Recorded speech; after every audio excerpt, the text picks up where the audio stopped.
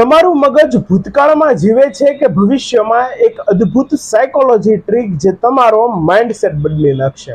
એક દિવસ જંગલમાં બધા પ્રાણીઓ ભેગા થયા। સિંહે કહ્યું, કાલે આપણે જમીન બચાવવા માટે મોટો જંગ ખેલાશે, જેમાં દરેકે પોતાની તાકાત બતાવવી પડશે। ત્યારે હાથીએ કહ્યું, હું મારા ભારી શરીરથી દુશ્મનોને કચડી નાખીશ। ચિત્તાએ કહ્યું, મારી સ્પીડથી દોડીને તેના ઉપર હુમલો કરીશ। પણ ત્યાં ખૂણામાં બેઠેલા નાના ઉંદરે હસીને કહ્યું, હું અત્યારથી જ દુશ્મનોના તંબુ સુધી પહોંચી ગયો છું અને તેમની ધનુષોની દોરીઓ અને શસ્ત્રો કોતરી રહ્યો છું। બધા પ્રાણીઓ જોતા રહી ગયા। બીજા દિવસે શિકારીઓ જેવા જંગલમાં આવ્યા, એમના શસ્ત્રો કામ જ નહોતા કરતા। આને સાયકોલોજીમાં પ્રોજેક્શન કહેવામાં આવે છે।